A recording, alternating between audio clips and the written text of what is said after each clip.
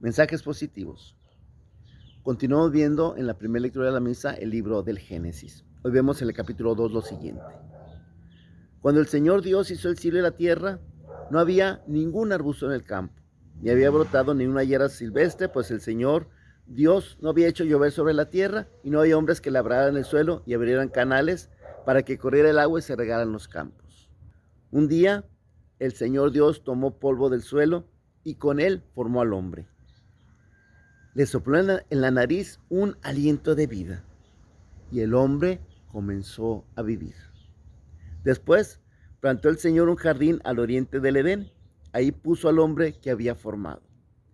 El Señor Dios hizo brotar del suelo toda clase de árboles de hermoso aspecto y sabrosos frutos. Y además, en medio del jardín, el árbol de la vida y el árbol del conocimiento del bien y del mal. El Señor Dios tomó al hombre y lo puso en el jardín de Edén para que lo cuidara y lo cultivara.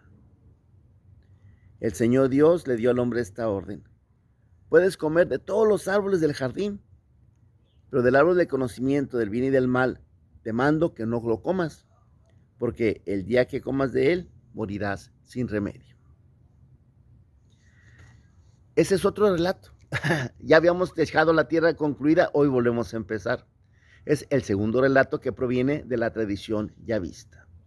Como en el primer relato también se dice que al principio todo era un caos. Así empieza el primer relato de la creación. Todo era un caos y el Espíritu del Señor soplaba sobre la superficie del abismo. Aquí en cambio se dice que en la tierra no había nada.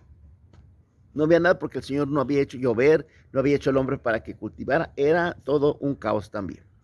En el primer relato todo era majestático y Dios creó todo con la expresión de su voluntad.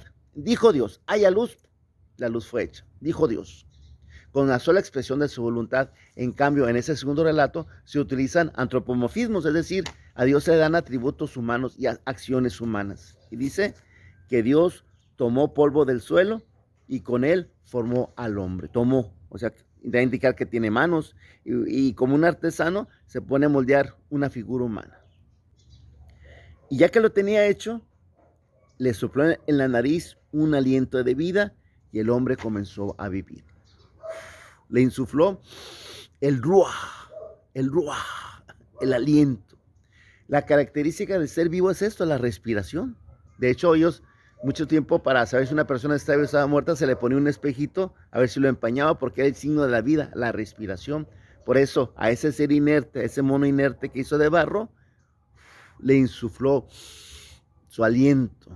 Por eso al morir el hombre, exhala el aliento, regresa el aliento a Dios, porque eso es lo que Dios puso en él para darle vida.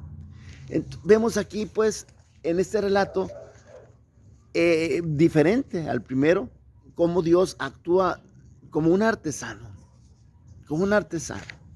Y este detalle tan simple refleja una realidad muy grande porque todos nosotros somos como piezas artesanales.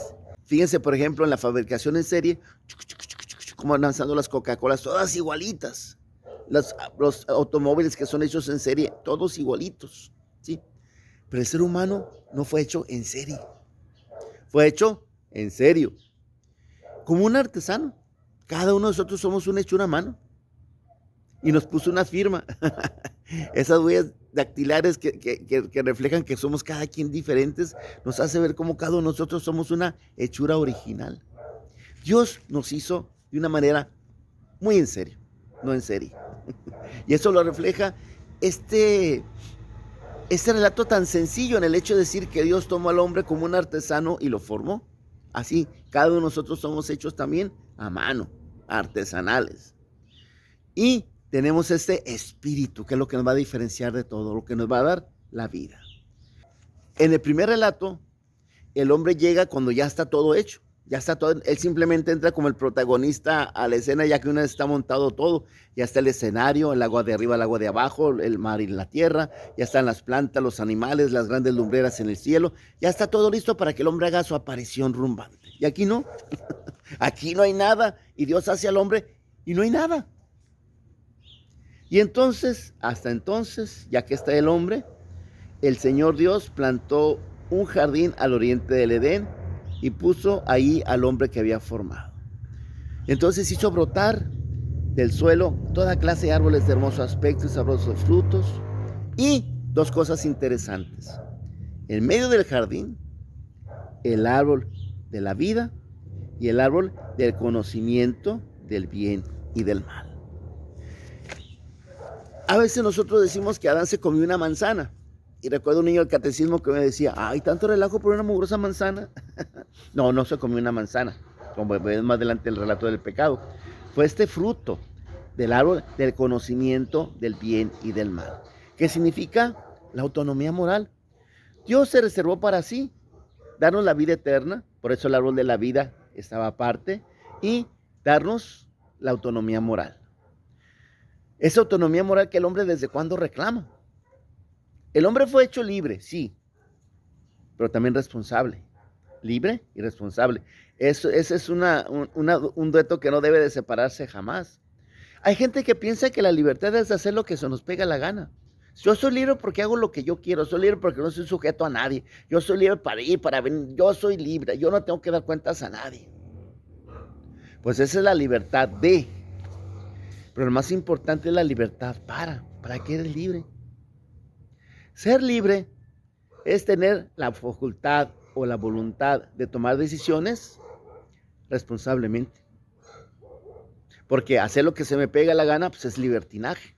Y Dios nos hizo para ser libres. Por eso desde el principio al hombre que le da la libertad, le pone también, en cierto modo, unas restricciones. Nuestra libertad tiene restricciones.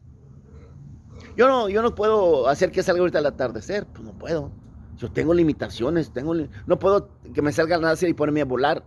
Pues no. Se me pueden antojar muchas cosas que no puedo hacer. Mi libertad tiene un marco de limitación. Y la sabiduría es saber entender hasta dónde llega mi libertad.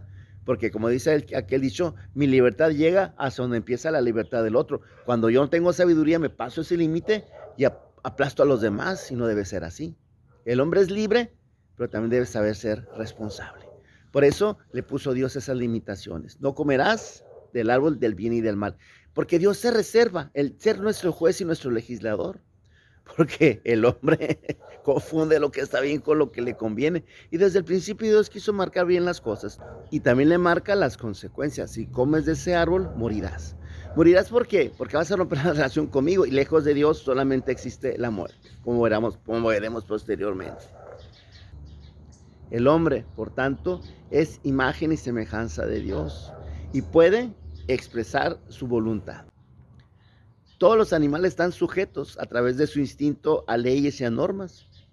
Las mariposas monarcas en su viaje de Michoacán a Canadá, de Canadá a Michoacán. Oiga, y señor, ¿por qué no nos vamos al Caribe?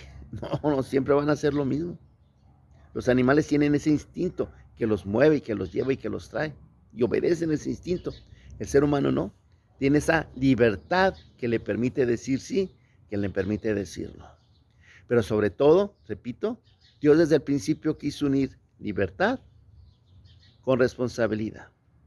La facultad para poder decidir por mí mismo, pero responsablemente. Siendo capaz de escoger de lo bueno lo mejor. Algunos así definen la libertad, la capacidad de elegir entre lo bueno, lo mejor. Escoger bueno y malo, dicen que da pie al libertinaje. La verdadera libertad empieza cuando tu opción no es el mal, sino entre lo bueno, lo mejor. Ay, ojalá que sepamos ejercer nuestra libertad con la suficiente responsabilidad. Muy interesante relato, todavía sigue lo mejor. Mañana veremos cuando se crea a la mujer. ¡Wow! Está interesante ese relato. Lo veremos mañana. Vámonos quedando con esta idea de reflexionar de qué manera ejercemos nuestra libertad. ¿Qué tan responsables somos con respecto a las decisiones que tomamos? ¿Qué tanto de veras buscamos entre lo bueno y lo mejor? Bueno, ayúdame a dar a conocer ese mensaje que creo que es importante. Ya sabes que en este grupo vamos viendo lo que día a día la liturgia nos sugiere para conocer más la palabra de Dios y nuestra religión. Comparte ese mensaje, etiquétalo. Si estás en Facebook, ponme un comentario aquí abajo. Te invito a que ese apostolado que es mío, lo hagas también tuyo. Mensajes positivos.